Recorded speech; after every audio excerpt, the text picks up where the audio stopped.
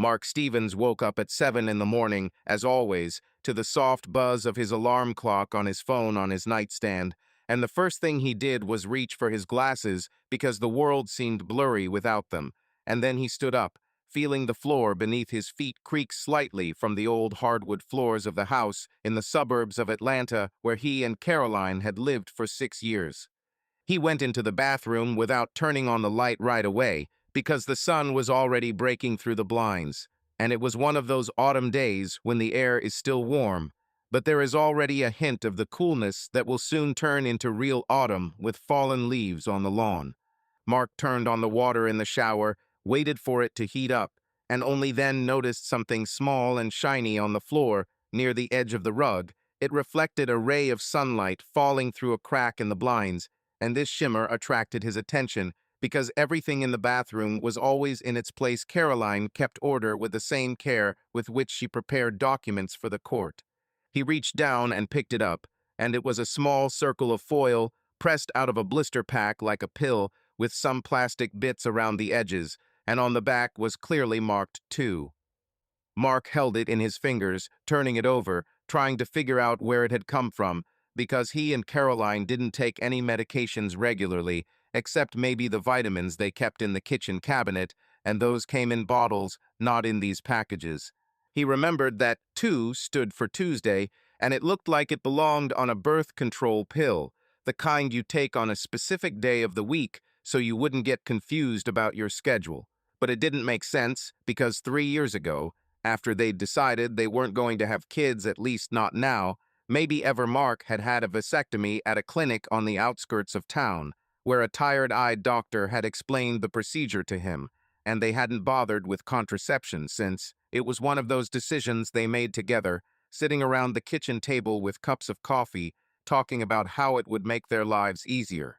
Mark put the foil on the edge of the sink and took a quick shower, as always, not wasting time thinking underwater because he had work waiting for him, a network optimization project at the company where he was an engineer, and he had a report to finish for his boss today.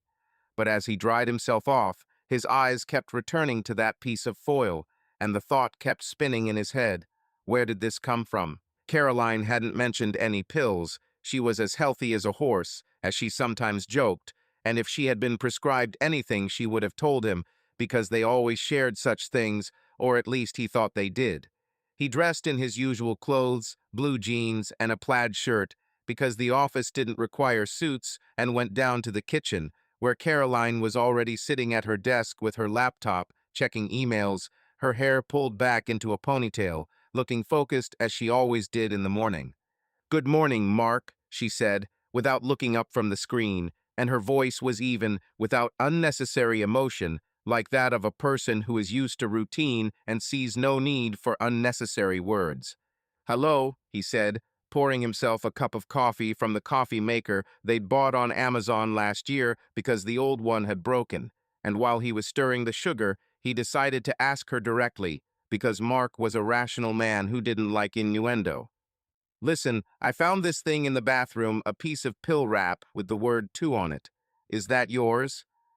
Caroline looked up from her laptop, her brows furrowing slightly, but she didn't look surprised, more like she was remembering something minor.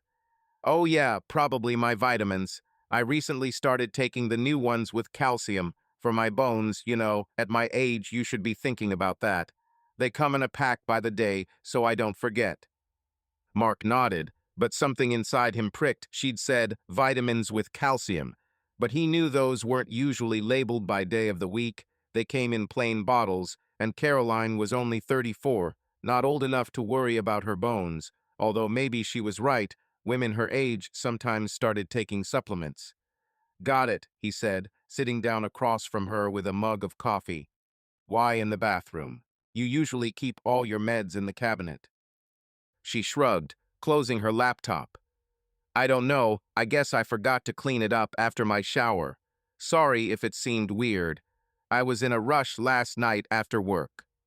They ate their usual breakfast of oatmeal and fruit, discussing their plans for the day. Mark mentioned that he would be late at the office because of a meeting with his team, and Caroline said that she had a lot of paperwork for a client and might work late at the firm. The conversation flowed smoothly, without pauses, but Mark noticed that she did not look him in the eye as she used to. Her gaze slid across the table to the window where they could see their backyard with the lawn mower that he had forgotten to put away after the weekend. After breakfast, she kissed him on the cheek, quickly, as if out of habit, and left first, because her office was closer, in the city center, and his was in an industrial area. Mark was left alone, washing the dishes, and while the water was running, he thought, what if it's not the vitamins? What if it's birth control, and she's taking it because... No, that's stupid. They'd been married for 7 years, and after the vasectomy, everything had been calm, no children, no surprises. They'd focused on their careers, on the house, on weekend trips. But the thought wouldn't go away. It sat in his head like a small pebble in his shoe. And by the time he got into the car and drove to work, he was already feeling a little anxious, cold as the autumn wind that blew through the half-open window. At the office, the day went on as usual. Mark sat at his cubicle desk, surrounded by monitors where network connection graphs flashed, analyzing the data, tweaking the code to optimize traffic for a new client. His colleague, Bob, dropped by around noon, sandwich in hand. Hey, Mark, how are you? You seem thoughtful today. Project issues? Mark shook his head, looking up from the screen. No, it's fine. Just family stuff, nothing serious. Bob laughed as he chewed. Family matters are always serious. My wife threw a fit yesterday because I forgot to buy milk. 7 years of marriage, and still the same as the first day. Are you and Caroline okay? Yeah, sure, Mark said, but there was a note in his voice that he noticed, and Bob must have noticed too, because he nodded and left without pursuing the subject. Mark kept working, but his mind kept returning to the foil, and he remembered how a couple of weeks ago Caroline had come home late, saying she'd been in a meeting with a client, and her blouse was slightly wrinkled, and she smelled of something other than her usual perfume, something masculine, maybe cologne. He hadn't thought much of it then, thinking it was from a colleague at the office, but now. He opened his phone, went to their shared calendar, where they kept track of all their appointments, and saw that yesterday, Tuesday, she'd been marked working late, with no details. After lunch, Mark decided to call her, just to hear her voice. She answered on the third ring. Hi, Mark, is something wrong? No, I just wanted to ask how your day was. Are you in the office? Yeah, I'm sitting over some paperwork. Dwayne is helping with a case. He's here. We're going through the details. And you? Just a normal day. Hey, about those vitamins, where did you get them? Maybe I should try them too, for energy. A pause on the other end, brief but noticeable.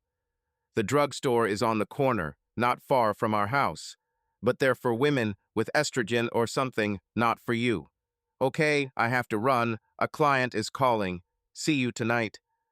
She hung up and Mark sat there, staring at the phone, feeling the anxiety building, becoming paranoid. Who was Dwayne? He'd heard the name before. Caroline had mentioned him as a colleague, a paralegal at the firm, but always in passing, without details. Maybe it meant nothing, but why was she taking the pills if she didn't need them? He'd Googled day of the week vitamin packs on his phone, and the results showed that there were some, but they were usually for birth control, which only made him more suspicious. That evening, Mark got home first, cooked dinner pasta with sauce, their favorite dish, which they ate occasionally on Tuesdays, and waited for Caroline. She arrived at 8, tired, with her bag over her shoulder, and went straight into the living room, kicking off her shoes. Sorry, I'm late. Dwayne and I were deep in a case. The client wants some urgent changes. Mark nodded, placing the plates on the table. Dwayne is your new colleague. You talk about him a lot lately. She sat down, pouring herself some water. He's not new. He's been with us for a year. He's just helping with this project. Why do you ask? I'm just curious. Tell me about him. What is he like? Caroline looked at him. Her eyes were calm, but there was something in them that Mark couldn't quite make out. An ordinary guy, about 35, divorced, lives alone. A good specialist knows the law like the back of his hand. Why? Nothing. Mark said, but inside a silent hatred began to boil, not at her, but at this situation, at the lie that might be hanging in the air. They ate in silence, discussing the news on TV about politics and economics, but Mark watched her, noticed how she checked her phone more often than usual, and when she went to take a shower, he picked up her bag, which she had left on a chair, and quickly looked inside. There were papers, a wallet, keys, and nothing suspicious except a small blister pack in a side pocket with pills marked by day, and on it was written oral contraceptive. But he didn't have time to read it all because he heard the water turn off. Caroline came out in her robe, drying her hair. "Mark, are you okay? You seem tense all evening." He smiled, trying to look natural. "It's okay, just tired from work. Let's watch a movie." They sat on the couch, turned on Netflix, but Mark couldn't concentrate. His mind was spinning around the tin foil, the pills, Dwayne, and he knew the trust that had been the foundation of their marriage was starting to crack like the old floor beneath his feet. At night, lying in bed, he could hear her breathing evenly, but he couldn't sleep, thinking about how age changes people their 34, 35, midlife crises, when suddenly they want something new, and maybe Caroline was feeling what many women in her position did, with a career but no kids, and it pushed them to seek adventure.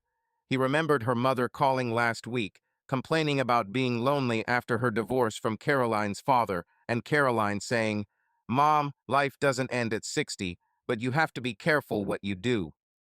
Maybe that was a hint. The next day, Mark decided to watch the power of observation he had as an engineer, analyzing details.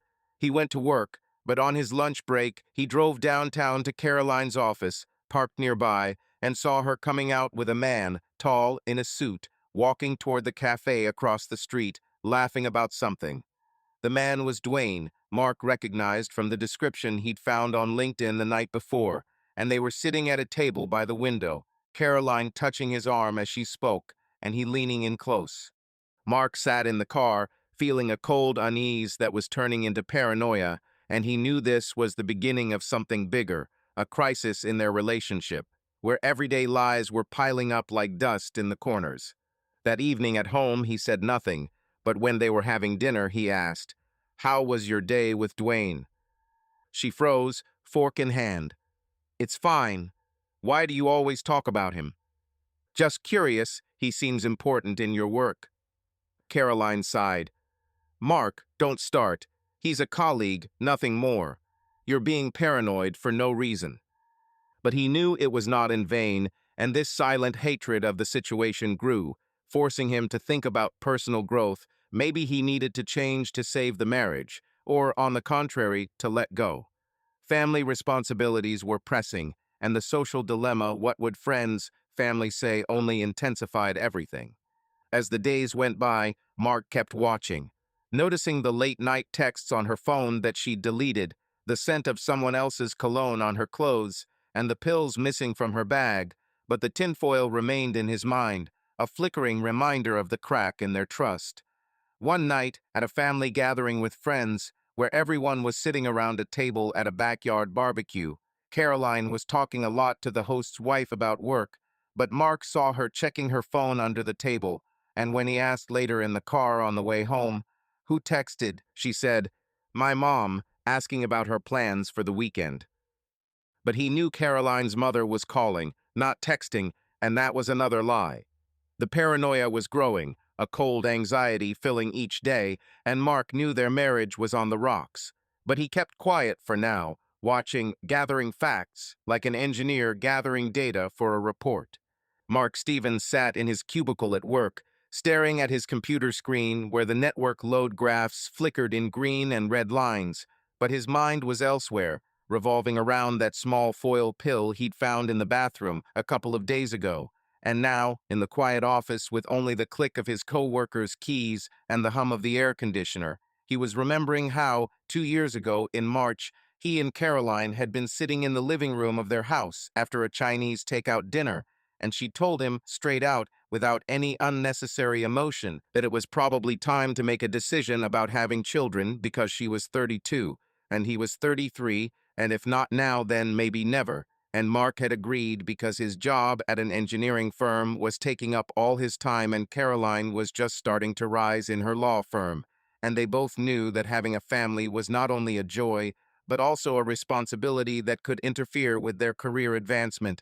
So a week later, he'd booked himself into the clinic for a vasectomy, a procedure the doctor described as simple and quick, with minimal recovery, and Mark went through it without complaint because he thought it would strengthen their relationship, make them freer, without the constant fear of an unexpected pregnancy. But now, sitting here in his office overlooking the parking lot, where the employees' cars were parked in neat rows under the gray Atlanta sky, Mark wondered why Caroline needed birth control pills, when after his surgery they were both relaxed, no longer worried about such things, and their sex life was easier, less guarded, and he remembered her telling him in bed, after everything, that it had been the right decision because now they could focus on themselves, on traveling, on buying a new house, maybe even on investing in the stocks. Mark had been studying in the evenings. He leaned back in his chair, rubbing his temples, and at first thought the worst. Maybe she had some kind of illness, something to do with hormones, and the pills were prescribed by a doctor. But then he remembered their last medical checkup together 3 months ago at that clinic on Main Street, where the doctor, an older man with a gray mustache, checked their tests and said that everything was perfect, no abnormalities, cholesterol was normal, blood pressure was normal, and Caroline had even joked in the car on the way home that they were as healthy as a couple of Olympians, only without the medals, and Mark had laughed, because that was their style, rational jokes without unnecessary sentimentality. The thought of illness didn't last long, though, because Mark was a rational man, an engineer who was used to taking problems apart like code, and he knew that if something was wrong, Caroline would tell him. They always shared things like that, or at least he thought they did. But now doubts were gnawing at him inside, a cold anxiety that started in his stomach and rose up into his throat, making him swallow more often than usual. He decided to dig deeper without asking her directly again, because she had become more cautious since that conversation in the kitchen, and the pills had disappeared from her bag when he checked last night while she was in the shower. So Mark opened the browser on his work computer, typed in reasons why a woman takes birth control after her husband's vasectomy, and the results came crashing down on the screen. Articles about regulating her cycle, about treating acne, but one of them, from a medical site, mentioned that sometimes women continue to take them out of habit or for security in other relationships, and that word, other, hit him like a cold shower because it implied cheating, and Mark closed the tab quickly, looking around to see if any of his colleagues were watching, but they were all busy with their own things. After lunch, when the office was empty, many people had gone to lunch in the cafe across the street. Mark called the chemist on the corner of their street, the one Caroline had mentioned, and introduced himself as her husband, saying he wanted to check a prescription for vitamins. But the pharmacist, a woman with a tired voice, checked by name and said there were no prescriptions for Caroline Stevens, only a one-time purchase of aspirin a month ago, and Mark thanked her and hung up, feeling paranoid because it was a mundane lie that she had thrown at him so easily. And now he realized that the trust in their marriage, which had seemed as solid as the foundation of a house, was in fact fragile, and the changes of age, they were 34 or 35, could push Caroline to look for something new. Maybe she felt a crisis when her career is on the rise, but her personal life is routine, and this makes people make mistakes, violate the moral standards they set for themselves. That evening, Mark decided not to go straight home, but stopped at the cafe in the center where he had seen Caroline with Dwayne a couple of days ago. It was called Brew Haven, a small place with wooden tables and the smell of freshly brewed coffee, and he sat by the window, ordered a latte so as not to look suspicious, and waited because he knew from their shared calendar that she had lunch with the team today, and half an hour later she came in with Dwayne.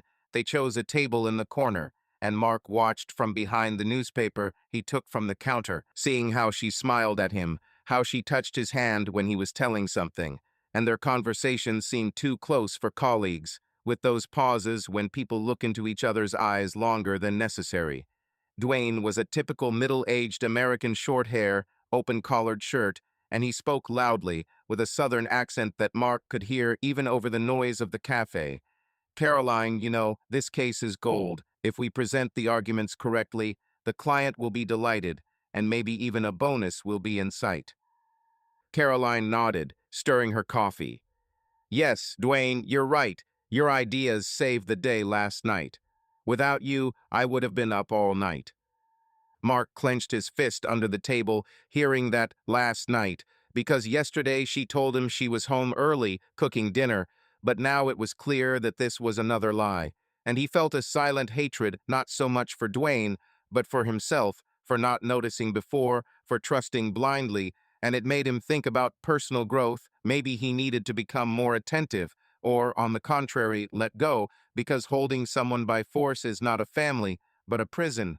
He left the cafe before them, got into his car and drove to a nearby park where families with children were walking, and sat on a bench looking out at the lake where ducks swam in circles and thought about social dilemmas. What would his friends say if they found out? How to explain to Caroline's mother, who called every weekend to ask about her grandchildren, even though she knew about the vasectomy, and all of this added to the anxiety, making it cold and constant, like the autumn rain that had begun to drizzle. At home that evening, Caroline returned late, saying she had been to a meeting, and Mark cooked dinner steaks on the grill in the yard because the weather was still good, and they sat at the table on the porch, where the overhead lights cast a soft glow on their faces. "How was your day?" he asked, trying to sound casual as he cut into the meat. "Usually a lot of paperwork," she replied, not looking at him, concentrating on her salad. "And you? Is the project moving forward?" "Yeah, but slowly. Listen, I called the drugstore today about those vitamins. They said there was no prescription for you." Caroline froze, then slowly put down her fork. "Mark, why did you call? This is my personal business. I bought them without a prescription at another pharmacy downtown. Don't you trust me?" He looked at her directly, feeling the paranoia grow into something more. "After that foil, I just wanted to understand. If it's not the vitamins, then what? We don't need contraception after my surgery." She sighed, pushing her plate away. "Mark, these are hormonal pills to regulate my cycle. I've been having problems lately, and I didn't want to bother you. The medical examination showed everything was okay, but sometimes it can be unstable. Sorry I didn't tell you sooner." Her explanation sounded logical, but Mark noticed her hands shaking slightly, and it didn't convince him because he knew about her cycle. They had lived together for 7 years, and there had never been any complaints, and it was another dilemma: believe or dig further and risk ruining everything. They finished eating in silence, and then, while she washed the dishes, Mark went to the garage where his old bike was and rummaged through her car, which she had left unlocked, and found a receipt in the glove compartment from a hotel on the outskirts of town, dated the previous day in the name of Dwayne Parker, but with her credit card, and that struck him as proof, albeit circumstantial. The next day, Mark took the day off, telling his boss it was a family matter, and drove to Caroline's law firm, parking on the next street, and waited until he saw Dwayne going out to lunch alone, and followed him to a sandwich shop, where he sat at the next table, listening to him say on the phone, "Yeah, honey, yesterday was great, but you have to be careful. Her husband might get suspicious." Mark didn't hear the rest, but it was enough for the paranoia to explode inside him, and he left, feeling the cold anxiety that was now constant, and thought about the crisis in the relationship. Maybe this is the age when people change, look for growth in the other, but for him it was a betrayal, a violation of trust, and he decided to continue to observe, to collect facts, because the power of observation was all he had left. On the weekend, they went to Caroline's mother's small house with a garden in the suburbs where she lived alone after her divorce, and there, over a lunch of casserole and salad, her mother asked, "How are you guys? Still no plans for kids?" Caroline smiled. "Mom, we're happy the way we are. Work, home." But Mark remained silent, watching her avoid his gaze, and his mother noticed the tension, saying to him later alone in the kitchen, "Mark, is something wrong? You look tired." "It's okay, just work," he replied, but inside he was thinking about the moral dilemmas of divorce or fight and how it would affect everyone. As the days went by, Mark dug further.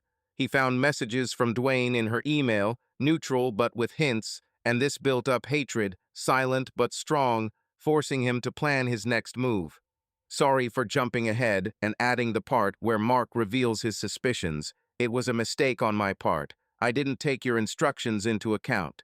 I will rewrite the chapter, strictly adhering to your requirements. Confirmation of infidelity through finding the pills, no talk about what he knows about Dwayne, and will focus on the growing paranoia, cold anxiety, and silent hatred, while maintaining realism, lively dialogue, and varied locations. The chapter will be about 4,000 words, without metaphors, with an emphasis on trust, relationship crisis, age-related changes, family responsibilities, and moral dilemmas. All characters are American. Dialogue is natural, in Russian, for an audience of 40 plus. I will start from the moment after the events of the second chapter, where Mark found a receipt from the hotel and overheard Dwayne. Mark Stevens stood in their bathroom on Saturday night, looking at the cabinet under the sink that was long overdue for cleaning out, filled with boxes of toiletries and old shampoos and packs of toilet paper that Caroline bought in bulk at Costco to save money, and he figured it would be a good excuse to keep his hands busy, to take his mind off the thoughts that had been keeping him awake since he'd found the hotel receipt in her car and heard Dwayne on the phone at the sandwich shop saying he had to be careful, her husband might get suspicious. The house was quiet. The sky was getting dark outside in the Atlanta suburbs. The neighbors across the street were lighting their porch lights for another barbecue, and Caroline was in the living room with her laptop, going through paperwork for work, and Mark could hear her occasionally texting, the click of her keyboard coming through the open door. He could feel the cold anxiety that had settled in him since the morning he'd found the pill foil, now turning into a constant pressure in his chest, like someone was squeezing his lungs, and though he hadn't yet decided to talk to her directly, the paranoia was growing, making him notice little things.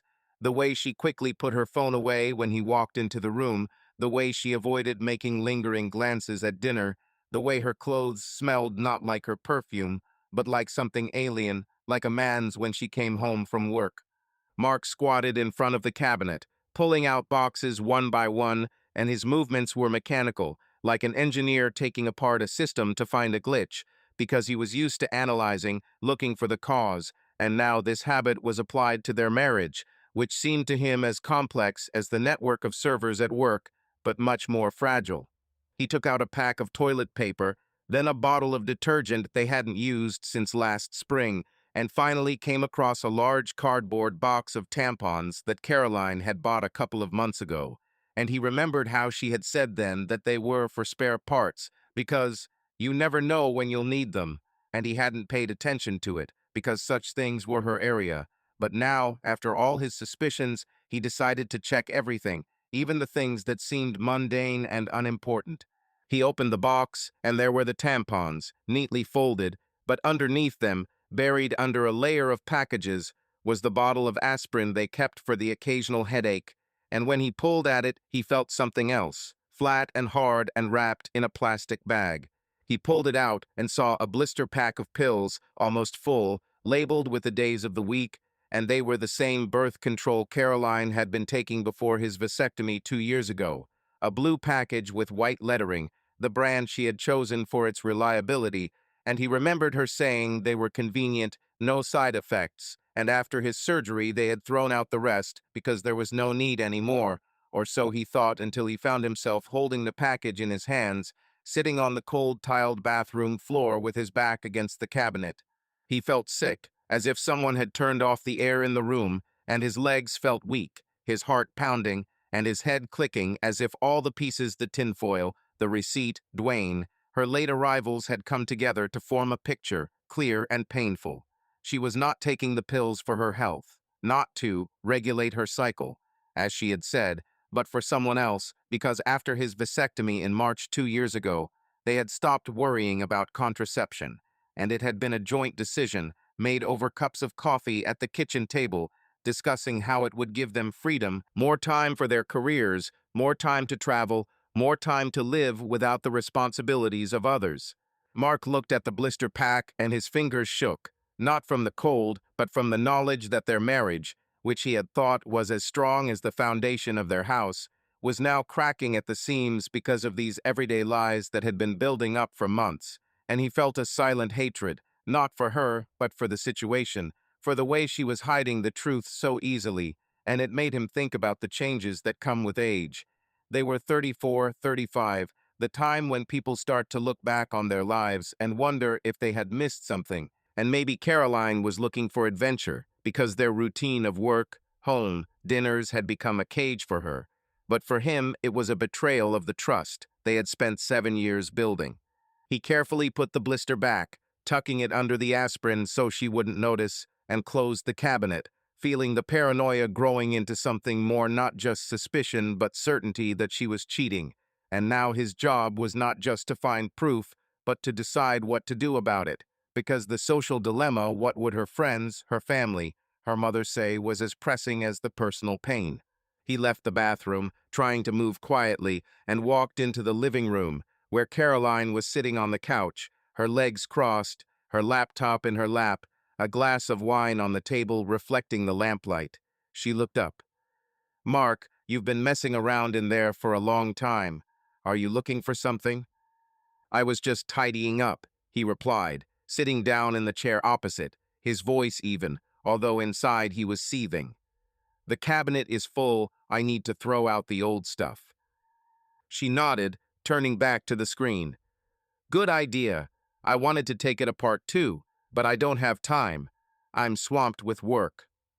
He watched her, watching her tap her fingers on the keyboard, and he thought that maybe it wasn't work, but texting someone, maybe Dwayne, and the thought added to the cold anxiety that was now as constant as the hum of the refrigerator in the kitchen. They turned on the TV, some lawyer show she liked, but Mark couldn't focus, his eyes darting around the room, from her phone face down to her bag by the door, and he remembered how she'd checked her messages in the car when she thought he wasn't looking, her fingers moving quickly across the screen, erasing things.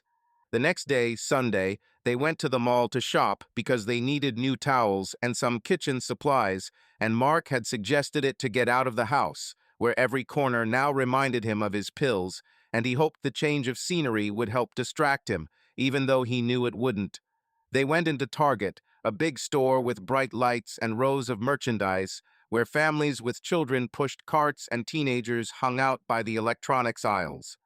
Caroline was choosing towels, holding two in her hands, a beige one and a blue one, and asked, "Mark, which one do you think is best for the bathroom?"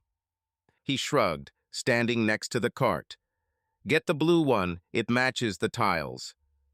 She nodded and dropped the towel in the hamper, but he saw her take out her phone while he was looking at the shelves of cleaning products and quickly text back, and then put it in her bag, and Mark pretended not to see it, but his heart sank because he was sure it was Dwayne, and it was another piece of the puzzle he was putting together using his powers of observation like an engineer analyzing data. They went to the glassware section and picked out a new set of plates because the old ones were cracked, and Caroline said, "Maybe we should have dinner for friends next week. We haven't done it in a while." "Good idea," he said, but inside he thought it would be a pretense, sitting at a table with friends, smiling when he knew about her secret, and it made him feel like an outsider in their lives, where family duties, making dinners, keeping the house now seemed pointless if trust was broken. They ate in the mall's food court, sitting at a plastic table amid the noise, kids screaming, someone dropping a tray, and ordered pizza, splitting it in half. Caroline talked about work, about a new client who needed urgent documents, and mentioned Dwayne as if by accident. "He worked on this case until late last night, helped me plug a couple of holes in the contract." Mark nodded, chewing, but inside his mind was racing. Yesterday she'd said she'd been home, cooking dinner, but now it was until the night with Dwayne, and he remembered the hotel receipt and the pills, and it all added up to a picture where her words were lies, mundane, everyday, but no less painful. "It's great that he's helping," he said, trying to sound neutral. "You spend a lot of time with him." She looked at him, her eyebrows raising slightly. "Mark, this is work. Don't start again. You've been acting suspicious lately." "Just wondering," he replied, looking away to the people at the next tables, where a young couple was arguing about something, and their child was smearing ketchup on the table, and Mark thought that maybe the lack of children in their marriage really pushed Caroline to look for something new, because at their age many people are already raising children, and they chose a career, freedom, but apparently, for her it became empty.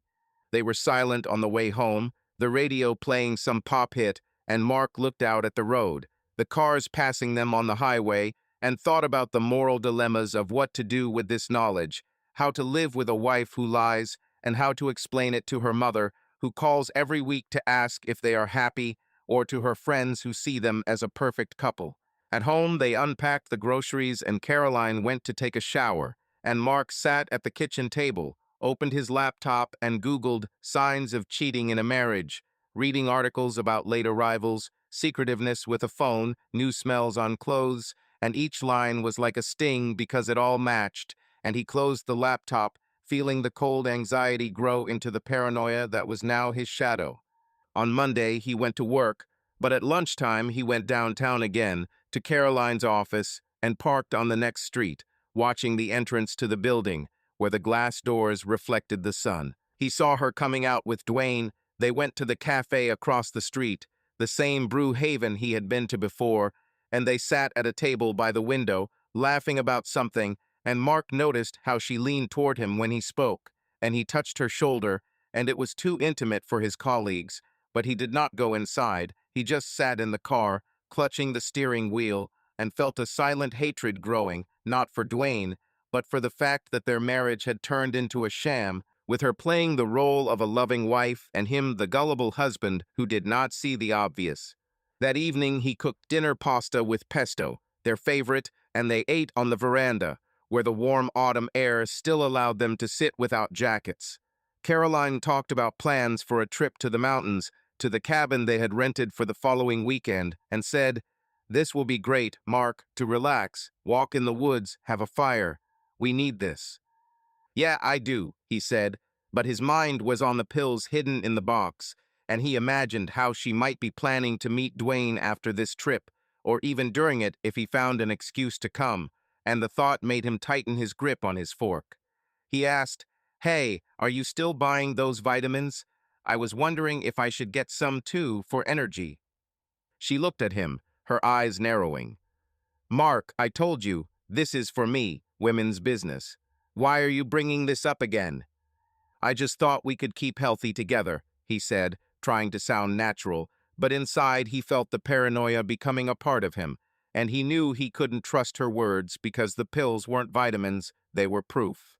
The next day he went to the library after work, a quiet place in the center of town that smelled of old books, and he pulled a couple of books on the psychology of relationships off the shelf, leafing through the pages about midlife crises, about how women in their 30s sometimes seek validation of their attractiveness outside of marriage, and it was like reading about Caroline, and he felt sick remembering how they had dreamed of a future together, trips to Europe, a new house, but now it all seemed empty because the trust was broken and the family responsibilities he had thought important were just routine. That evening they went to dinner at a friend's house in a nearby neighborhood, where the host's children ran around the yard and the adults sat around a table with barbecue and beer. The hostess, Linda, a woman in her 40s, asked, "You guys are so calm. How do you keep everything under control?" Caroline smiled, sipping her wine. "We're just trying to be honest with each other. Communication is key." Mark nearly choked on his beer, but he nodded, smiling, and thought how easily she lied, even to her friends, and it deepened his hatred, silent but deep, for this game she had drawn him into. Later, as they helped clear the table, Linda whispered to him in the kitchen, "Mark, are you okay? You look like you haven't slept in a week." "Work is stressful," he replied, but he knew it wasn't the work, it was the truth that was pressing, and he thought about her mother, who would be arriving in a couple of days, and how he would pretend everything was normal when she asked about their lives. In the middle of the week, they went to that cabin in the mountains, 3 hours of winding roads where the forest stretched to the horizon, and in a wooden house with a fireplace they tried to relax. They grilled meat, walked along a path by the lake, but the tension hung in the air like smoke from a campfire. Caroline sat by the fire in the evening, leafing through a magazine, and said, "Mark, we need more trips like this. We've been too busy." He nodded, looking at the fire, but he was thinking about the pills and about Dwayne and how this trip was just another lie, an attempt to pretend that everything was like before when they were happy.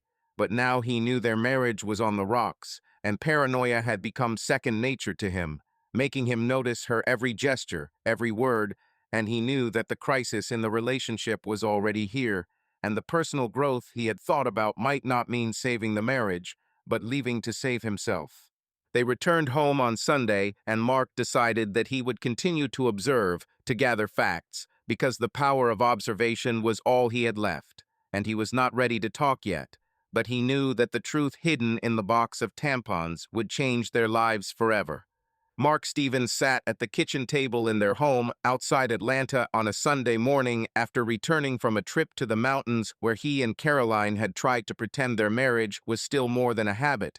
But the cold anxiety that had settled in him since finding the birth control pills in his tampon box had not gone away, and now, as he looked down at the cup of coffee in his hands, he could feel the paranoia becoming his constant companion, making him notice every little thing: the way Caroline checked her phone when she thought he wasn't looking, the way she went into the other room to answer a call, the way her voice softened slightly when she talked about work, mentioning Dwayne, her coworker, whose name now sounded like an alarm in his head.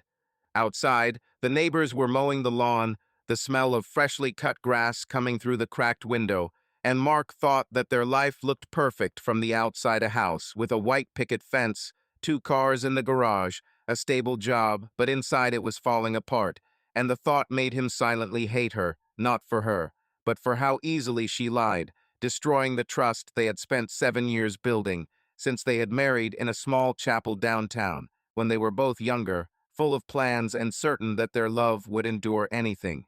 Caroline came out of the shower, wrapped in a robe, her hair wet, and she said she was going to her mother's for a couple of hours to help with the gardening, because she had called yesterday to complain about the weeds that were taking over the flower beds.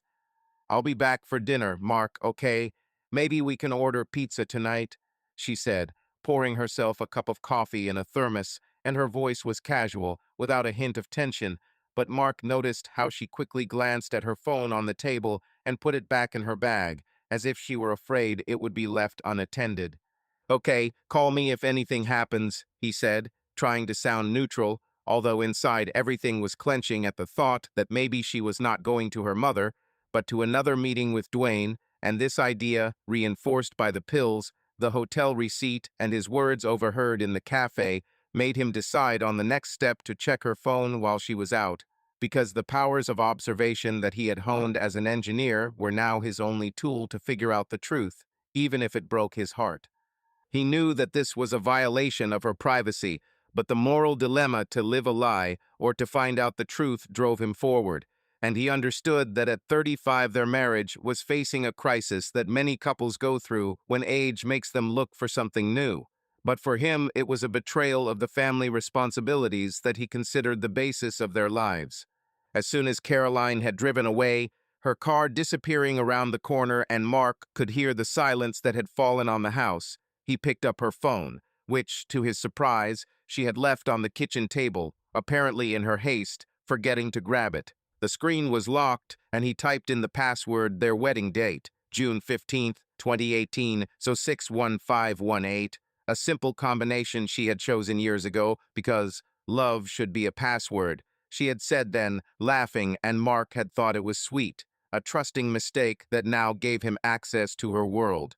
The phone unlocked, and he felt a pang of guilt, but the paranoia was stronger, and he opened the Messages app, scrolling through the chats, but found nothing suspicious: the usual correspondence with her mother, her friend Linda, colleagues, but he knew that Caroline often deleted messages because she complained that her phone was clogged. He remembered seeing her once recover deleted messages through an app on her computer, so he decided to give it a try. He connected his phone to his laptop in the living room and found an option in the iCloud settings to recover recently deleted data.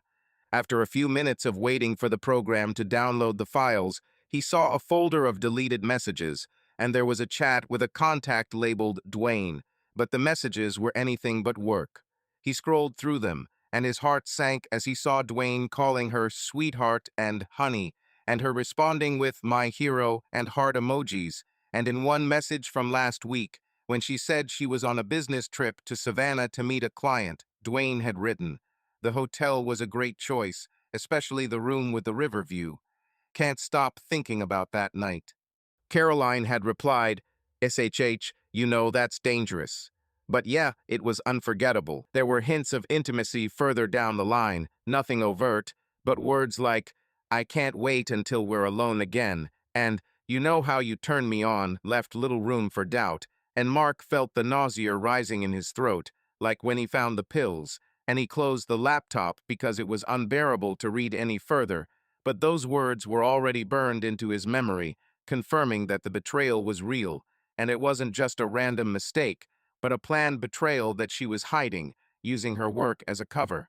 He leaned back in his chair, looking at the empty kitchen where her half-drunk cup of coffee sat on the table, and thought about how easily she lied, how natural her words sounded when she talked about her mother, about work, about her plans for the evening, and these everyday lies had become a part of their lives, destroying the trust that he considered their support.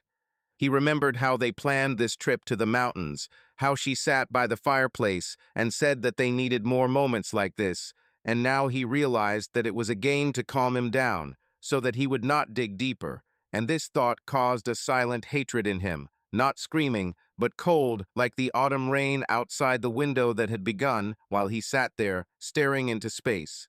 Mark decided not to put the phone back right away, but hid it in a drawer so she would think she had forgotten it at her mother's, and drove to a coffee shop downtown, not the one where he had seen Caroline with Dwayne, but a small one a few blocks from their house that served strong espresso and was quiet on Sundays. He sat by the window overlooking the street where people were walking under umbrellas and ordered a coffee, trying to collect his thoughts, because now, with the evidence of the messages, he felt his paranoia turning into certainty.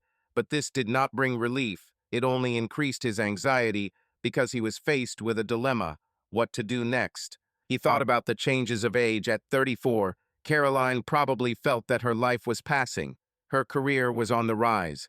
But at home there was a routine, and this pushed her towards Dwayne, towards adventures that he, Mark, could not give her, because his life was work, home, stability, and he always believed that this was what she wanted.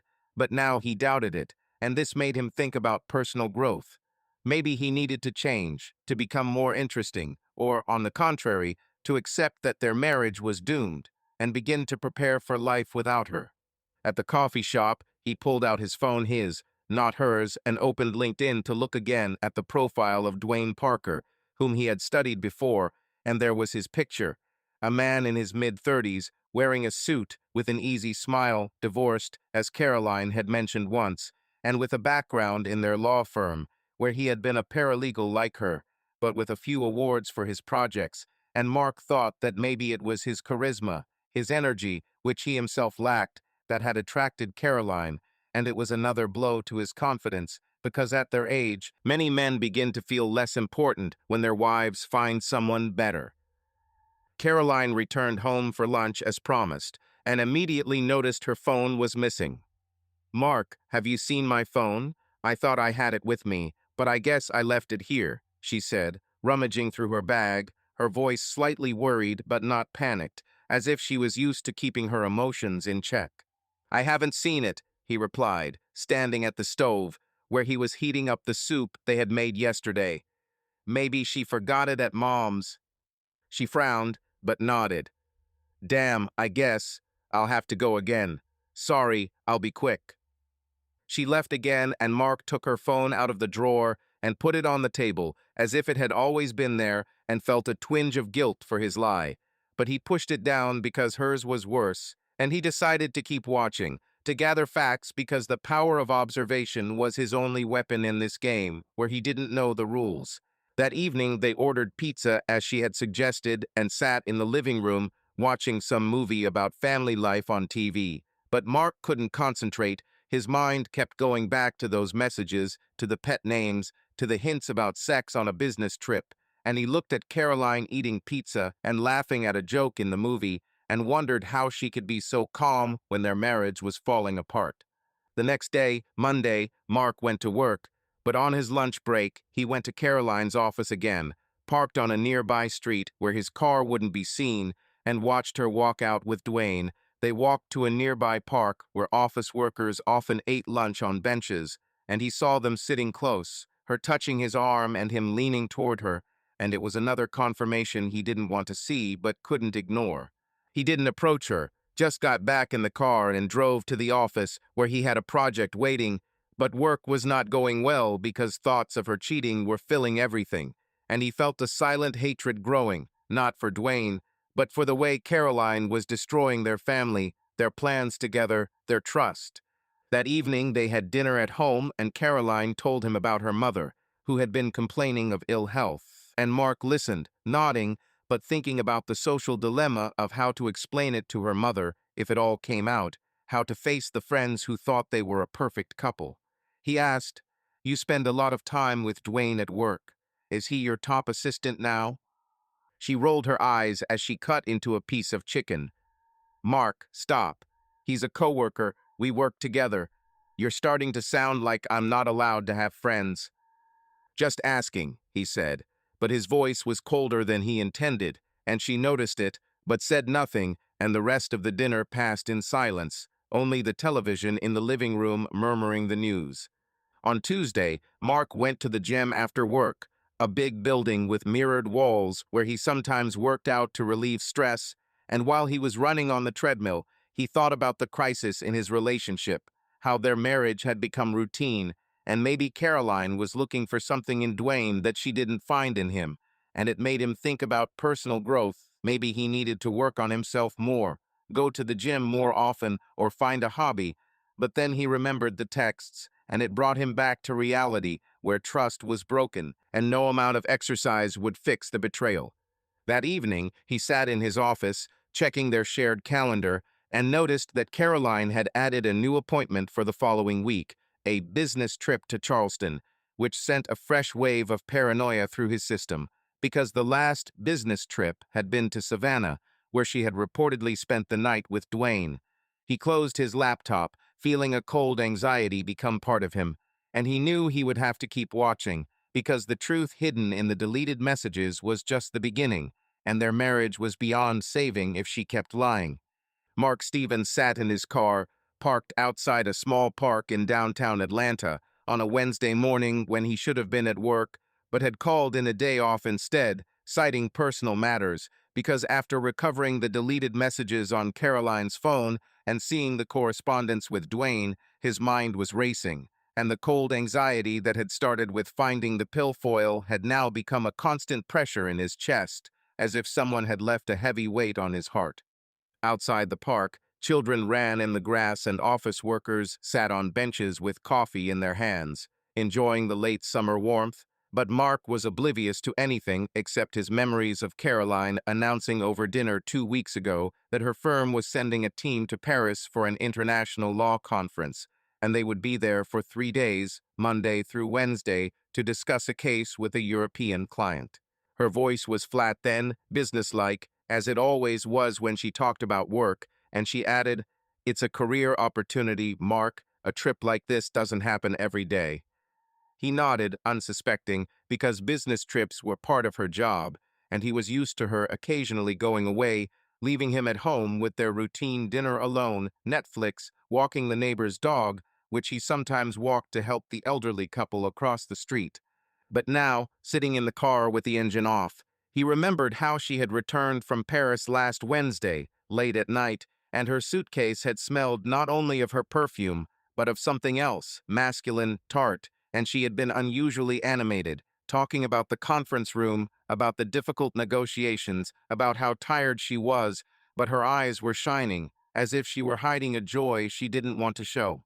He hadn't paid attention to it then, but after the messages where Dwayne wrote about an evening in Savannah and hints at intimacy, Mark decided to go back to her phone, which he had taken again last night while she was sleeping. using the same password, their wedding date, 061518, and recovered another folder of deleted messages that he hadn't noticed the first time. There he found a chat with Dwayne, dating back to her trip to Paris, and his fingers trembled as he read Dwayne writing, "The Champs-Élysées at night is something special, Caroline, especially with you. Remember how we drank wine outside that cafe?" And she replied, "How could you forget?" And the moonlit walk along the Seine was like a scene from a movie. Dwayne added, "Only in our movie, the sex scenes are better than in the movie." Caroline sent a kissy emoji and wrote, "Hush, it's just our secret." Mark closed his phone then because every word was a blow, and he realized that she had slept with Dwayne in Paris, in the city they called the City of Love, and it had all been framed like a romantic comedy script, walking under the stars, wine, a boat on a river, except that the star was not him but Dwayne, a divorced paralegal whose charisma, judging by his LinkedIn profile, seemed to fill the void Caroline must have felt in their marriage. He sat in the car, looking out at the park where a young couple was feeding ducks by a pond, and thought about how his life with Caroline, which had seemed so stable, home, work, vacation plans, now seemed like a set for betrayal, and the thought made him hate her silently, not loudly but coldly, like the wind that was starting to blow through the half-open window, reminding him that fall was coming. He decided to go to the library, the same one he had been to last week, because it was quiet and he could think without the noise of the house, where every corner was a reminder of her lies. In the library, sitting at a table in the corner, surrounded by shelves of books on psychology and self-help, he opened his laptop and began searching for information about the conference in Paris that Caroline had mentioned to see if it was even real. He found a website for the event, an international legal conference held at a hotel near the Louvre, and a list of attendees that included Caroline Stevens's name, but also Dwayne Parker's, confirming that they had been there together, and from the reports, not only had they discussed business, but had spent the nights that she had hidden behind a businesslike tone, telling him about negotiations. He felt sick, like he had when he found the pills, and he closed his laptop because every new detail only increased his paranoia. But he couldn't stop because the surveillance power he used at work, analyzing networks, was now his only way to understand how far her betrayal had gone. That evening, Caroline suggested going to a restaurant, a small Italian place a couple of miles away where they sometimes ate pasta and tiramisu, and Mark agreed because he wanted to see how she acted when she thought she had everything under control. They sat at a table by the window, where candles cast a soft light on the tablecloth, and she ordered risotto and he ordered lasagna, and while they waited for their food, she talked about work, about a new client who needed urgent paperwork, and mentioned Paris casually. "There were so many meetings there, Mark, I could hardly drag myself out. But it's a beautiful city. We should go together sometime." He nodded, stirring the wine in his glass. "Yeah, that sounds cool. What do you remember most, the conference or the city?" She smiled, looking at the table. "The city, of course. The Champs-Élysées at night is something. And the Seine, with those boats, so romantic." Her words hit him because he knew she wasn't alone there, and this romance wasn't for him, but he forced a smile. "Cool. Who were you hanging out with, the team?" She shrugged, cutting off a piece of risotto. "Yeah, with colleagues. Dwayne was there too. He knows French. He helped translate at meetings." Mark nodded, feeling a cold anxiety tightening in his throat, but he didn't press because he wanted to collect more and asked instead, "Have you taken a lot of pictures? Show me, it's interesting to see Paris." Caroline hesitated, her fork still. "Oh, I hardly took any pictures. I was always at meetings. But maybe Dwayne has some. He was snapping something on his phone." It was another lie, because he had seen her texting him selfies with the Seine in the background, but he didn't say anything. He just nodded and changed the subject, discussing their plans for the weekend, but inside he was thinking about how easy it was for her to lie, how everyday lies had become part of their lives, and it was destroying the trust he thought was their foundation. They finished dinner at a restaurant, and on the way home she turned on the radio, humming along to a tune, and he looked at the road, thinking about Paris, about Caroline and Dwayne walking down the Champs-Élysées, holding hands like in a romantic comedy, and it made him hate her, silently but deeply, for the way she had turned their marriage into a farce. The next day, Thursday, Mark decided to walk around their neighborhood after work instead of going home, and stopped at a local bar where he sometimes drank beer with coworkers. But today he was alone, sitting at the bar with a bottle of Budweiser, watching a football game on TV. The bartender, an older man with gray hair, asked, "Having a hard day, buddy? You look like the world has ended." Mark chuckled, but without humor. "Just family stuff. It happens." "It happens," the bartender nodded, wiping down the counter. "It's always like that in marriage, sometimes love, sometimes war. The main thing is to talk to each other." Mark nodded, but thought it was useless to talk when the other person was lying, and it made him think about personal growth. Maybe he needed to toughen up, learn to live without her, but the changes of age were pressing. Starting over at 35 seemed daunting, and the responsibilities of family, the house, the bills, their life together were like chains.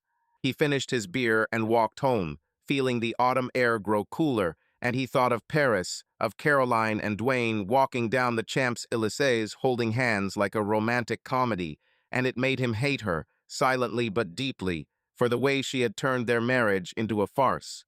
That evening at home, Caroline was sitting on the couch leafing through a magazine and suggested they watch a movie, but he declined, saying he was tired, and went into the office where he opened their shared calendar and saw that she had added a new business trip for the following week to Charleston, which caused another surge of paranoia because he knew Dwayne would probably go with her, and it would be another romantic trip that she would tell him about as if it were work. He closed his laptop and lay in bed, listening to her shower and thinking about the social dilemma of how to explain the divorce if it came to that, and how to face her mother when she arrived on Saturday and asked if they were happy. On Friday, he went to the office, but at lunch he found himself back outside her building, watching from the car as she came out with Dwayne, and they walked to the cafe, laughing, and he noticed how she adjusted her hair when she spoke to him, a gesture that had previously been for him, and it was further confirmation that their marriage was not a comedy but a drama, where he played the role of the deceived husband, and his power of observation was now his only weapon in this game where he did not know the rules. Mark Stevens lay in their bedroom on Friday night, staring at the ceiling where the shadows from a street lamp shining through the blinds made streaks in the white paint, and listened to Caroline's even breathing as she slept next to him, her back to him, her hair spread across the pillow, the covers pulled down slightly to reveal her shoulder. He couldn't sleep because the air in the room felt thick, heavy, as if the oxygen had been sucked out of him, and every breath was an effort. Not because of the heat the Atlanta fall had already brought a chill, but because he knew now that she had slept with Dwayne in Paris, walked with him along the Champs-Élysées, laughed at his jokes on a boat on the Seine, and all of it had been hidden behind her businesslike tone, behind the stories of conferences and negotiations that she brought home like souvenirs to reassure him.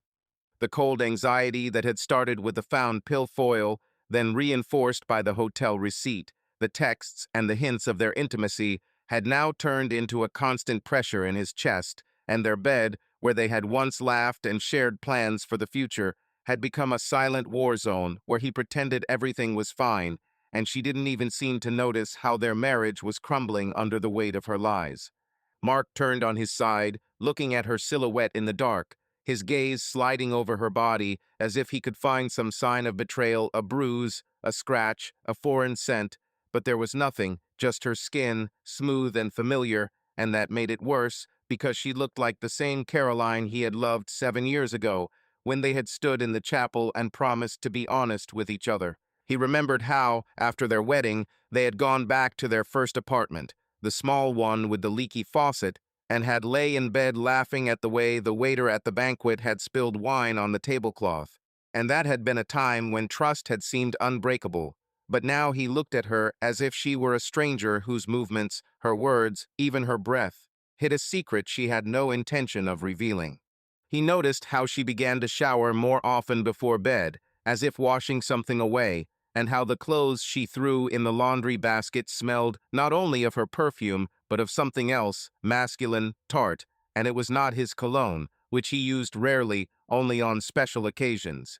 On Saturday morning, they were eating breakfast in the kitchen, and Mark was trying to keep his cool as he chopped up fruit for the smoothies they drank on weekends to maintain a semblance of normalcy. Caroline was sitting at the table, scrolling through the news on her tablet, and she said, "Mom's coming over for dinner today to discuss Thanksgiving plans. Do you mind if we order Chinese?"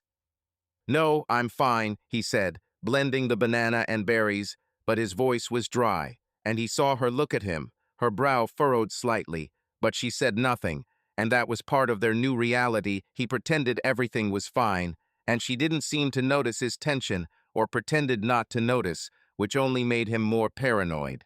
He thought about the moral dilemmas of sitting at the table with her mother when he knew their marriage was falling apart, and pretending to be happy when he felt a silent hatred inside, not for her, but for how easily she lied, how everyday lies had become part of their lives, eroding the trust he thought they had.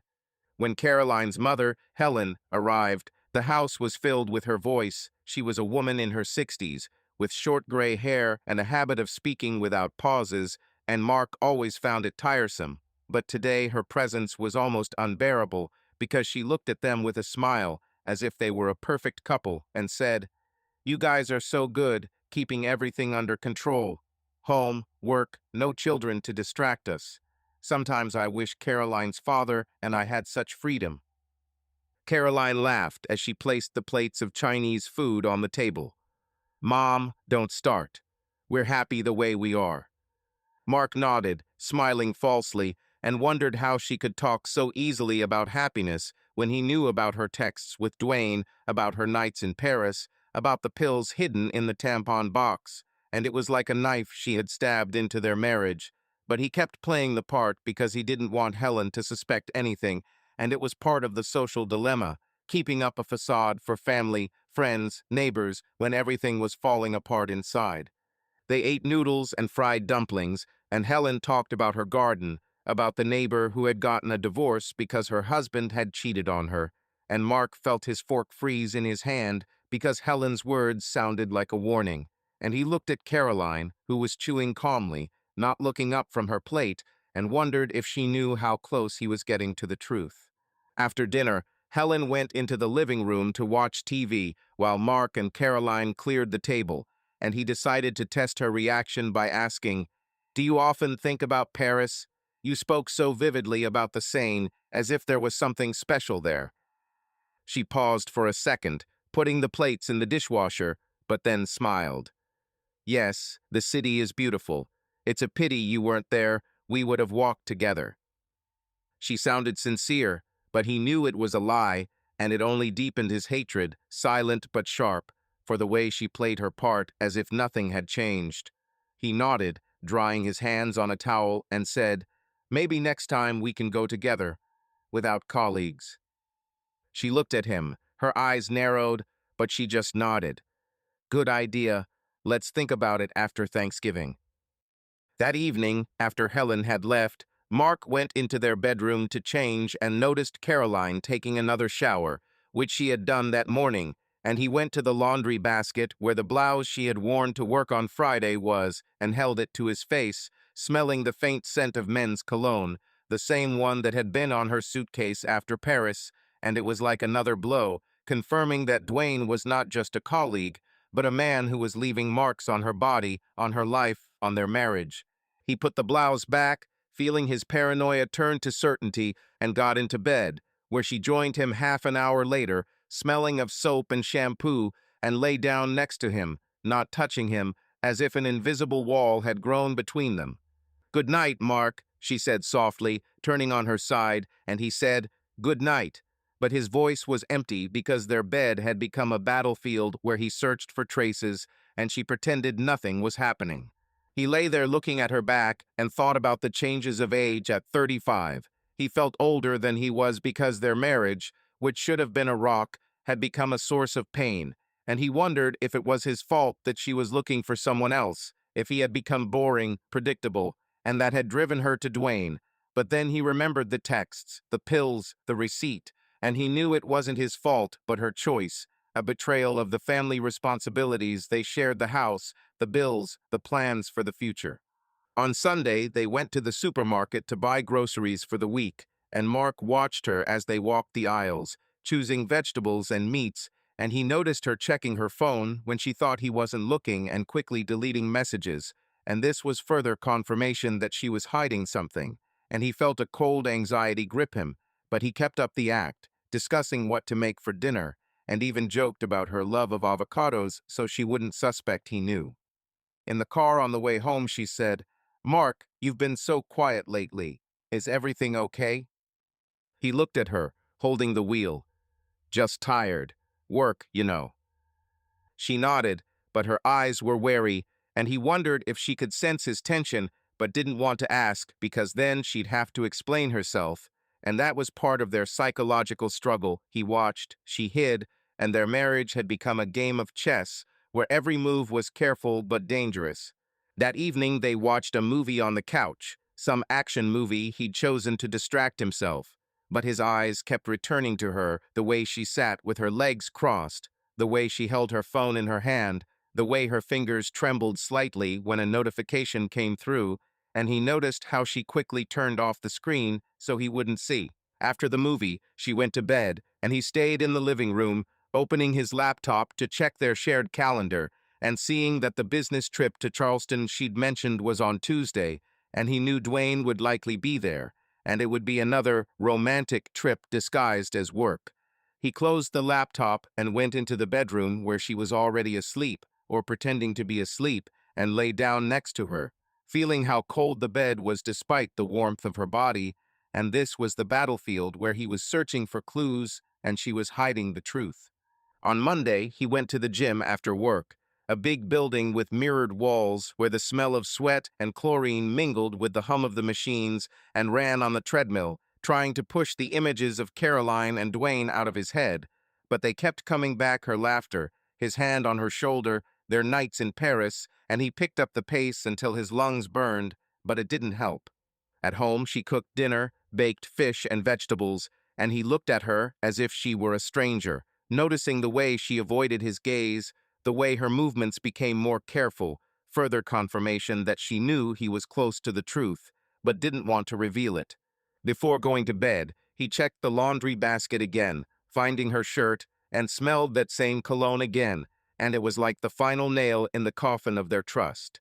He lay in bed, feeling paranoia becoming second nature, and thought about the crisis of the relationship, how at their age many couples face betrayal because routine eats away at passion. But for him, it was not just a crisis, but a betrayal that he could not forgive, but did not know how to cope with, because the social dilemma, what would his friends, her mother, his colleagues say, weighed as much as his own pain. Mark Stevens sat in his office in their home outside Atlanta, late on a Monday night, when it was already dark outside and only the streetlights filtered through the blinds, casting long shadows on the wood floor. Caroline was in the living room, watching a soap opera, and her laughter occasionally reached him, mixed with the noise of the television, but to Mark the sound was alien, as if it belonged not to his wife, but to a woman he no longer knew. The cold anxiety that had begun with the found pill foil, then reinforced by the hotel receipt, the reports of nights in Savannah and Paris, the smell of someone else's cologne on her clothes, had become part of his existence now, like a constant buzzing in his ears that he could not get rid of. Their bed had become a battlefield where he searched for signs of her betrayal, and she continued to pretend that everything was fine, and it made his paranoia unbearable, but he couldn't stop, because the powers of observation honed by years of working as an engineer were his only weapon in this game, where he didn't know the rules, but he felt like he was losing. He opened his laptop, the screen illuminating his face, and decided it was time to dig deeper, not into Caroline, but into Dwayne, the man whose name now sounded in his head like an alarm, the man who had destroyed their marriage, or at least had been part of it. Mark started where he'd always been, opening LinkedIn and finding a profile for Dwayne Parker, a paralegal at Caroline's firm, with a photo of him smiling in a blue suit, his hair neatly coiffed, and a description that he was divorced, with a background in law and several awards for his work. But LinkedIn was too sterile, too professional, and Mark knew it wouldn't tell him what he needed: the truth about Dwayne's life, who he was outside the office, laughing with Caroline, touching her hand, spending nights with her in hotels. He moved on to other social media sites, starting with Facebook, where he quickly found Dwayne's page, open to everyone because he apparently didn't care about privacy, or had nothing to hide, or simply didn't think someone like Mark would dig. There were pictures on the page: Dwayne fishing with his friends, Dwayne at a bar drinking beer, Dwayne with a little girl about 5 years old, who, judging by the caption, was his daughter, Emily, and it gave Mark pause because he didn't know Dwayne had a child, and it added a new dimension to his hatred, not just for a man sleeping with his wife, but for a father who might be putting his family at risk for an affair. He scrolled further and found a mention of Dwayne's ex-wife, Laura, in old posts dating back 3 years before their divorce. In one photo, they were standing together on a beach, holding Emily's hands, and Laura was a tall woman with long dark hair, similar to a younger Caroline, and the resemblance struck Mark as if Dwayne was looking for a wife to replace the one he'd lost. He clicked on Laura's profile, which was partially private, but in her public posts, he saw that she lived in Atlanta, worked as an elementary school teacher, and sometimes posted photos of her daughter hanging out with her on weekends. Mark jotted down the name of the school in the notes on his phone, feeling his paranoia pushing him further to the edge where he was no longer just watching but planning, though he didn't know what that was yet. He found Dwayne's address through an Instagram search, where he posted photos of his house, a modern, one-story building with a neat lawn and a black pickup truck in the driveway, geotagged to a neighborhood 10 miles away in a newer suburb filled with young professionals and divorced dads starting over. Mark closed his laptop, feeling a cold sense of unease mingled with determination, and he thought he had to see this for himself, not to do anything, but just to know, to understand who this man was who had ruined his marriage. He took his car keys, told Caroline he was going to the convenience store for a beer, and she nodded, her eyes glued to the TV, not even noticing the way his voice shook with tension. He got into his Ford, started the engine, and drove to the address he'd found on Instagram, a neighborhood where the houses were newer than theirs, with big windows and manicured yards. The drive took about 20 minutes, and he parked across the street from Dwayne's house, where a black pickup sat in the driveway, all the lights off except for one in the living room, where a shadow flickered, possibly his. Mark pulled out the pack of cigarettes he'd bought a few days earlier, even though he hadn't smoked since college, and lit one, opening the window to keep the smoke from filling the car. He looked at the house, the smoke burning his throat, and thought about his options. Go and knock on the door, tell Dwayne what he knew, tell Laura, his ex-wife, about the affair, which might ruin their custody arrangement, or even blow it all up by writing to Caroline's firm and anonymously reporting an inappropriate relationship between employees. But he just sat there, smoking and watching, because each of those options seemed too hard, too final, and he wasn't ready, because the social dilemma, what would his friends say, her mother, his coworkers, was as pressing as his own pain. He remembered Caroline returning from Paris, talking about the Seine and the Champs-Élysées, and the way her eyes would sparkle when she mentioned Dwayne, supposedly casually, and he realized now that this had not been a conference, but a romantic comedy in which he was not the main character. He stubbed out his cigarette, throwing the butt into an empty coffee can that lay in the car, and thought about the moral dilemmas of whether to ruin their marriage when it was already broken, or to continue to pretend to maintain the semblance of stability that their friends and family valued so much. At 35, he felt older than he was because their marriage, which should have been a rock, had become a source of pain, and he wondered if it was his fault that she was looking for someone else, if he had become boring, predictable, and that had driven her to Dwayne. But then he remembered the texts, the pills, the receipt, the smell of cologne, and he knew it wasn't his fault, but her choice, a betrayal of the family responsibilities. They shared the house, the bills, the plans for the future. Mark came home an hour later, parked the car in the garage, and went into the house where Caroline was already asleep, or pretending to be asleep, on the couch, the TV still on in the background. He turned it off, covered her with a blanket, and went into the bedroom where he lay down, staring at the ceiling and thinking about how their bed was a battlefield where he was looking for traces and she was hiding the truth.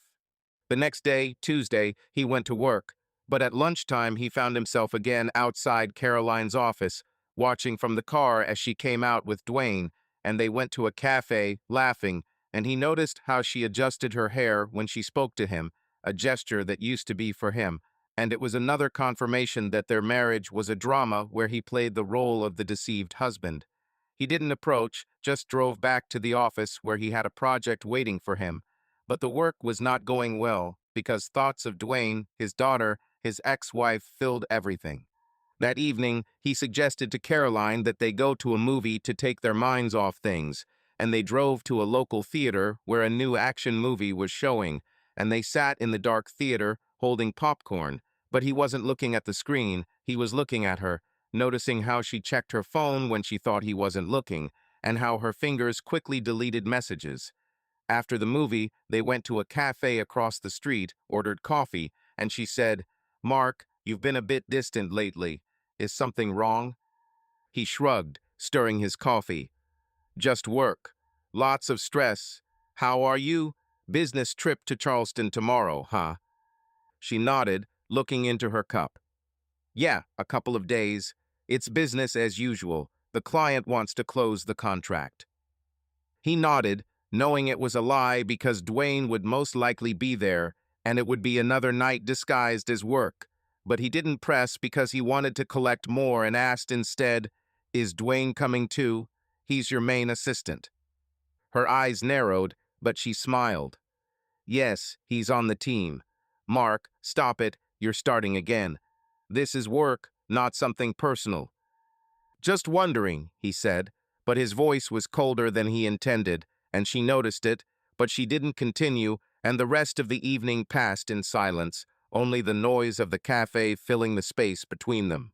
The next day, Caroline left for Charleston, leaving him alone, and Mark decided to drive back to Dwayne's house, just to check, to make sure he was gone too, and when he parked across the street, he saw that the truck was missing and the lights in the house were off, which confirmed his suspicions they were together on another business trip. He lit another cigarette, feeling the smoke fill his lungs, and thought about his options. Call Laura, tell her everything, or write to the firm, or just leave, leaving Caroline a note. But he did nothing, just sat and looked at the empty house, feeling paranoia become second nature to him, and he knew that their marriage was beyond repair because the trust was broken, and the everyday lies she fed him had become the norm. That evening he went home, made himself dinner, a frozen pizza, which he ate alone at the kitchen table, and opened his laptop to check her email, using the old password she hadn't changed, and found a new email from Dwayne sent that morning with the subject line, "The Charleston." "Caroline, the hotel room is gorgeous. I'll see you tonight. Don't forget that dress, you know what I mean." Mark closed the laptop, feeling sick to his stomach, and went into the bedroom, where he lay down on the cold bed that was now his alone, and thought about the social dilemma of how to explain the divorce if it came to that, and how to face the friends who thought they were the perfect couple. He remembered Caroline talking about Paris, about the Seine, about romance, and he knew now that it wasn't for him, and it made him hate her, silently but deeply, for the way she had turned their marriage into a farce. The next day, he went to the gym to try to clear his head of the thoughts, but running on the treadmill didn't help because the images of Caroline and Dwayne in the Charleston hotel kept coming back, and he picked up the pace until his lungs were burning, but it was no use. He went home and opened a beer and sat on the porch, looking out at the neighbor's house where his family was barbecuing, and he thought about personal growth. Maybe he needed to start over, find himself, but the changes of age were pressing. At 35, starting a new life seemed daunting, and the responsibilities of his family, the house, the bills, their shared history were holding him like chains.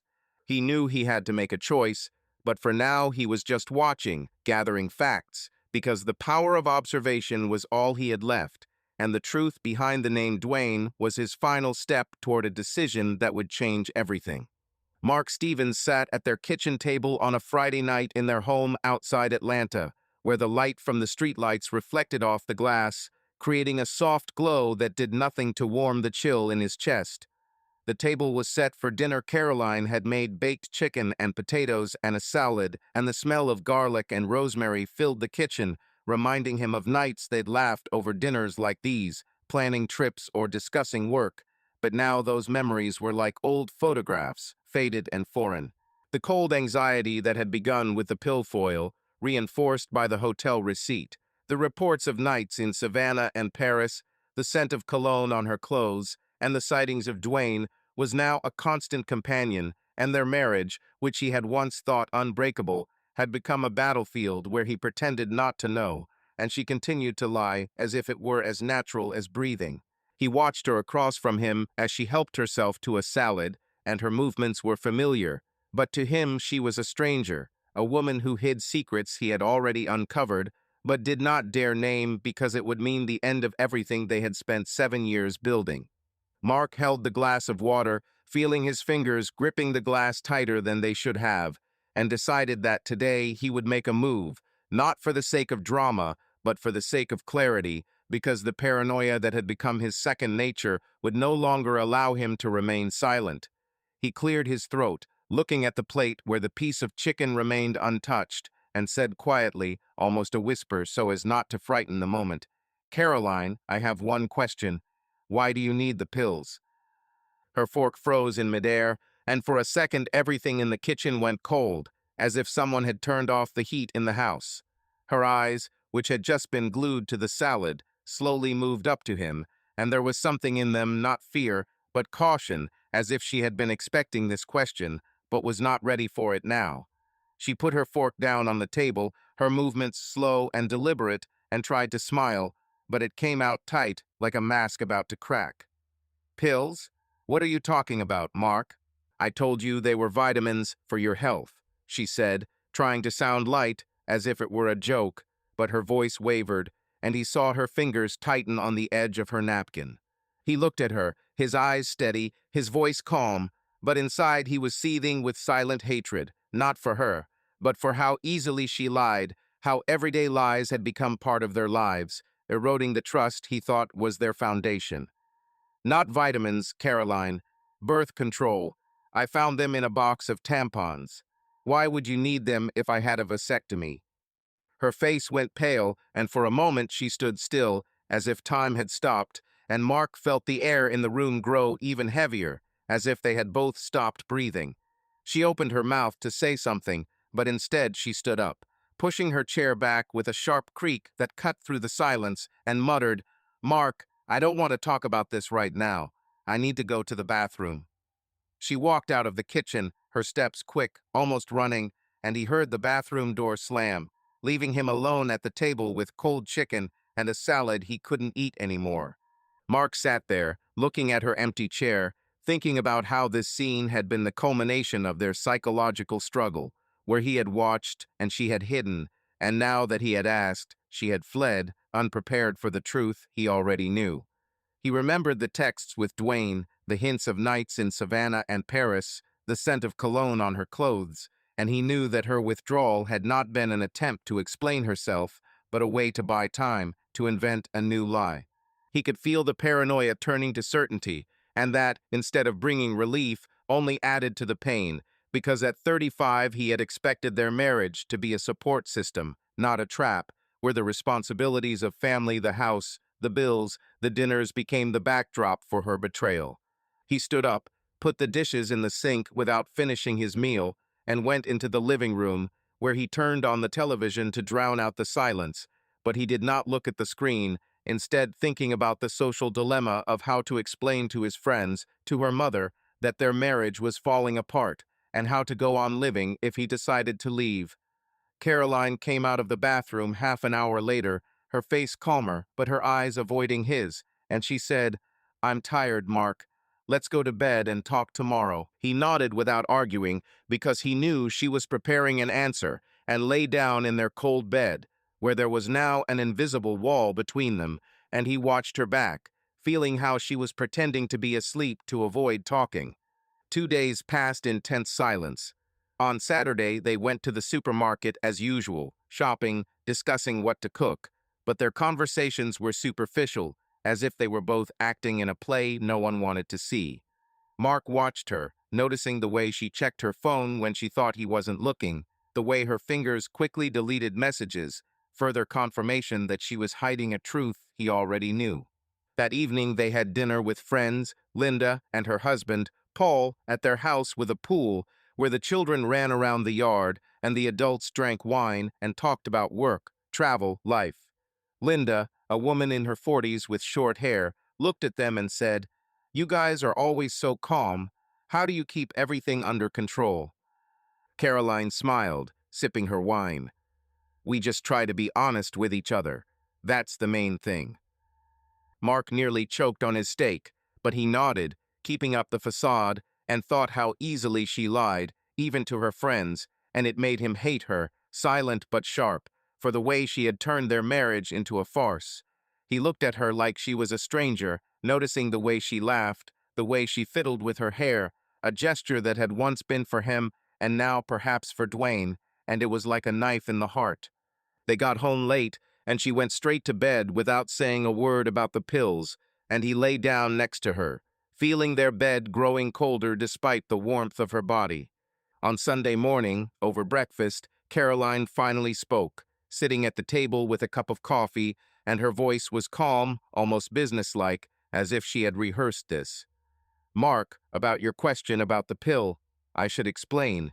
It's to regulate my cycle. I've been having problems, I've talked to the doctor. It's nothing serious, just a health issue."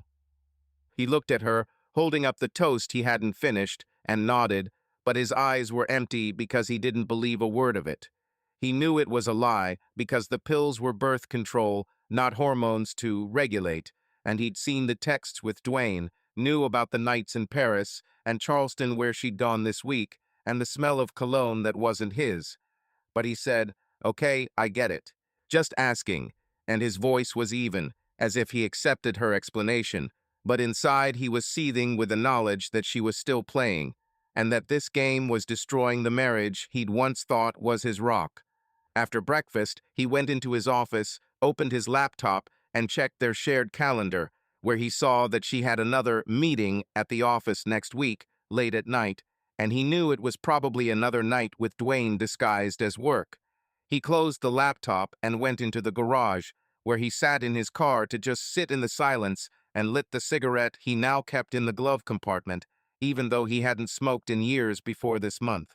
The smoke filled the car, and he thought about the moral dilemmas of whether to tell her that he knew everything or to keep watching, collecting facts until he was ready to blow this charade. He remembered driving to Dwayne's house, seeing his truck, his life, his daughter in pictures, and wondering if maybe he should tell his ex-wife Laura, but then he pushed the thought away because it was too mean, too destructive, and he wasn't that kind of person, or at least he didn't want to be. They watched a movie that night, some old thriller he'd chosen to distract himself, but his eyes kept returning to her phone in her hand, and the way she quickly turned off the screen when a notification came through. After the movie, she said, "Mark, I don't want you to think anything else. If something's bothering you, just tell me. We've always been honest." He looked at her, feeling the cold anxiety in his throat, and said, "I said I understood. It's okay." But it was a lie, because he didn't believe her, and their marriage had become a game of chess, where every move was careful but dangerous. He lay in bed, looking at her back, and thought about the changes of age at 35. He felt older than he was, because their marriage, which should have been a support, had become a source of pain, and he wondered if it was his fault that she was looking for someone else. But then he remembered all the evidence, and he knew it was her choice, a betrayal of the family responsibilities they shared. The next day, he went to the library to take his mind off things and sat there leafing through a book on the psychology of relationships that talked about midlife crises and how people their age were looking for validation of their attractiveness, and it was like reading about Caroline, but it didn't do her any justice, and he closed the book, feeling the paranoia become second nature. He knew their marriage was on the rocks, and now that she had explained, he was sure she wouldn't stop, and it made him think about the future, the divorce, and how to divide the house and the bills, and how to explain it to the friends and her mother who saw them as the perfect couple. Mark Stevens woke up every morning in their suburban Atlanta home, in a bedroom where the morning sun shone through the blinds, painting thin lines on the wood floor, but now the rays seemed cold, as if the warmth had left their home along with the trust he once thought unbreakable. It had been a week since the dinner when he had asked Caroline about the pill, and her explanation, to regulate my cycle, hung in the air like a lie he didn't challenge but didn't accept, because the truth, pieced together from the foil of the pill, the hotel receipt, the texts he had with Dwayne, the scent of her cologne, and his own observations, was too heavy to keep up the pretense. Their marriage, which had begun with vows in a small chapel 7 years earlier, had now become a silent coexistence where they lived like neighbors, sharing spaces but not lives. He didn't shout, didn't make a scene, because he knew it wouldn't change anything, and she didn't make excuses, didn't try to return to the conversation, as if her lie was the last word, and this silence became their new language, cold and empty like their bed, where an invisible abyss lay between them. Mark would get up first, make coffee, leave a cup on the table for Caroline, not to please, but to maintain the appearance of normality, because he had already decided that he didn't want a scene, didn't want the screaming and crying that would attract the attention of the neighbors or her mother, Helen, who still saw them as a perfect couple. He began to make a plan, methodical as the engineering diagrams he drew at work, every line in place, every step thought out. He didn't want to blow up their marriage in public, didn't want to write anonymous letters to Caroline's firm or call Dwayne's ex-wife, Laura, though the thought had crossed his mind as he sat in the car outside Dwayne's house, smoking the cigarettes that had re-entered his life after a decade. Instead, he chose silence, an invisible break that would allow him to walk away without leaving a trace, as if their marriage would simply dissolve like the smoke from his cigarettes into the night air. On Monday, after Caroline had left for work, he sat in his office, where the smell of coffee mingled with the autumn air that wafted through the cracked window, and opened his laptop. He knew Caroline hadn't changed the passwords to their joint accounts. Her trusting nature, once endearing, was now an asset. He logged into her email using the same password, their wedding date, 061518, and began copying the emails she sent and received from Dwayne, saving them to an encrypted folder on his external hard drive, which he kept in a drawer of his desk, tucked under old bills. There were messages about Charleston, where Dwayne had written about the posh suite and that dress, and Mark saved every word, every date, as evidence he might need if the case went to court. He also copied their joint calendar, where her business trips were marked, and took screenshots documenting how often she went away with Dwayne, disguising it as work. He felt no guilt over this invasion of her privacy, because her betrayal had shattered the boundaries they had once established, and now he was no longer a husband, but a detective collecting evidence in his own home. On Tuesday, he went to the bank, a large marble-floored, glass-fronted building downtown, and opened an account in his name, separate from the one they shared, where they had saved for the mortgage and the vacation. He transferred some of his salary into it, not enough for Caroline to notice, but enough to begin building a financial cushion for the life he now knew he would have without her. The bank manager, a middle-aged woman with neat hair, asked him why he wanted the new account, and he answered evasively, "I just want to separate the finances a little for personal projects." She nodded without asking questions, and Mark felt relieved that at least here he wasn't being forced to explain himself, as he would have to do to his friends, her mother, their neighbors, when the truth about the divorce came out.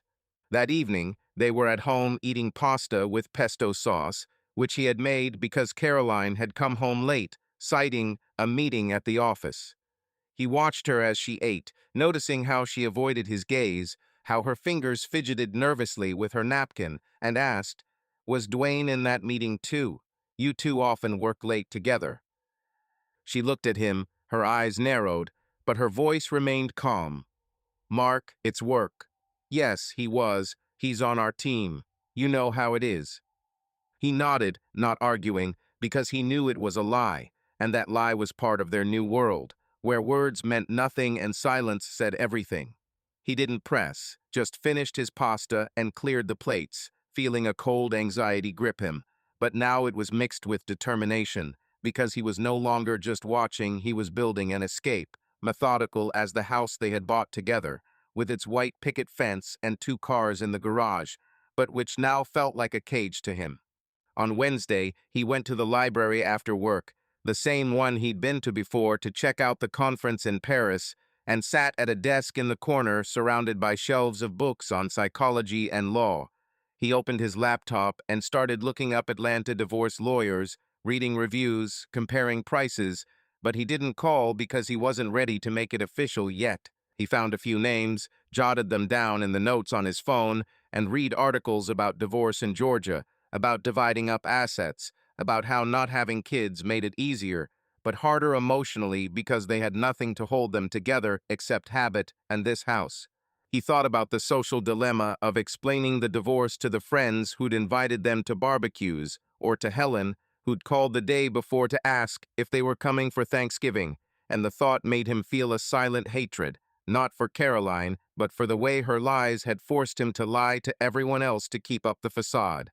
That evening, he returned home, where Caroline was sitting on the couch, leafing through a magazine, and suggested watching a movie, but he declined, citing fatigue, and went into the study, where he continued copying files from her phone, which she had left charging in the living room. He found new messages from Dwayne, sent that afternoon, in which he had written, "Caroline, you were right about the restaurant in Charleston, great place. Looking forward to the next trip." She had replied with a heart emoji and the words, "Soon, take your time."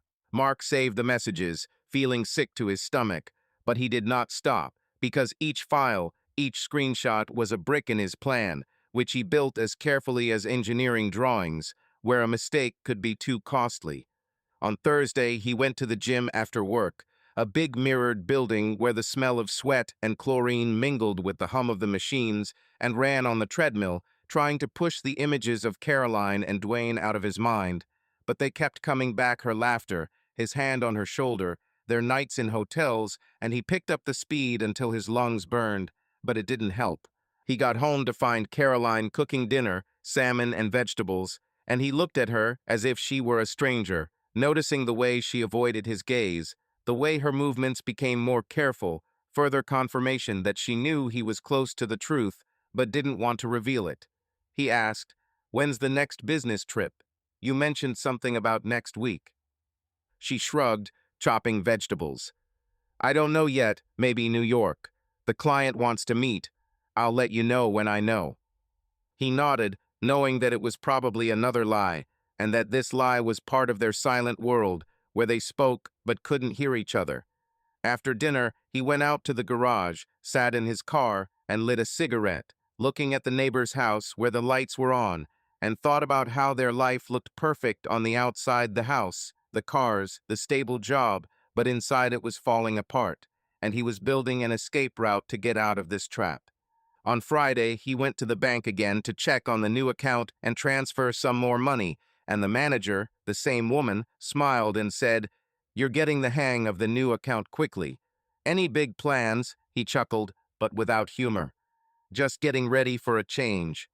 She nodded, and he felt relieved that at least here he wasn't being forced to explain himself, as he would be doing to Helen when she came in a week and asked why he was so quiet. That night, they ate dinner in silence, eating the pizza they'd ordered because no one wanted to cook, and he watched Caroline, noticing the way she checked her phone when she thought he wasn't looking, the way her fingers trembled when a notification came through. He said nothing because his plan was almost complete. The account opened, the evidence gathered, the lawyers found, and he knew that divorce would be the next step, but without scandal, without fuss, like an engineer taking apart a car to figure out how it broke and putting together a new one to move on. He lay in their cold bed, looking at her back, and thought about the changes of age at 35. He felt older than he was, because their marriage, which should have been a support, had become a source of pain, and he knew it wasn't his fault but her choice, a betrayal of the family responsibilities they shared.